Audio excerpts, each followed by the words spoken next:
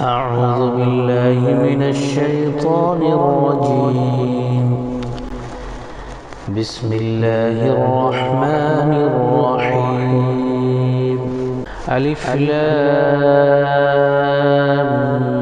ميم. ذلك الكتاب لا ريب فيه هدى للمتقين الذين يؤمنون بالغيب ويقيمون الصلاة ومما رزقناهم ينفقون والذين يؤمنون بما أنزل إليك وما أنزل من قبلك وبالآخرة هم يوقنون أولئك على هدى من ربهم وأولئك هم المفلحون. إن الذين كفروا سواء عليهم أأنذرتهم أم لم تنذرهم لا يؤمنون. ختم الله على قلوبهم وعلى سمعهم وعلى أبصارهم غشاوة ولهم عذاب عظيم. ومن الناس من يقول آمنا بالله وباليوم الآخر وما هم بمؤمنين يخادعون الله والذين آمنوا وما يخدعون إلا أنفسهم وما يشعرون.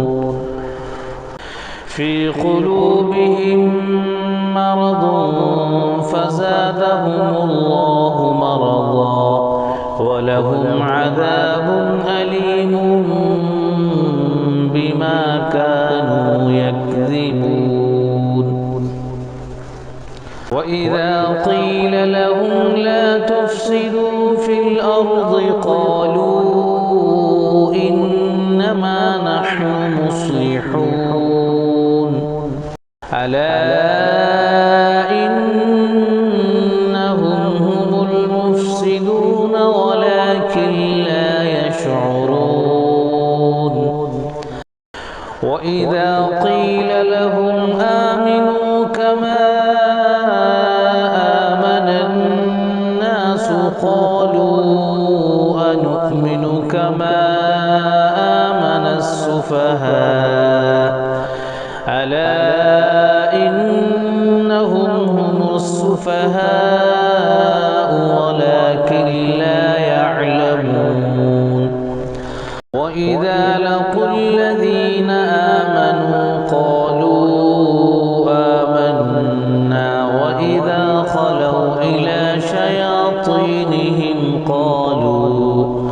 قالوا إنا معكم إنما نحن مستهزئون.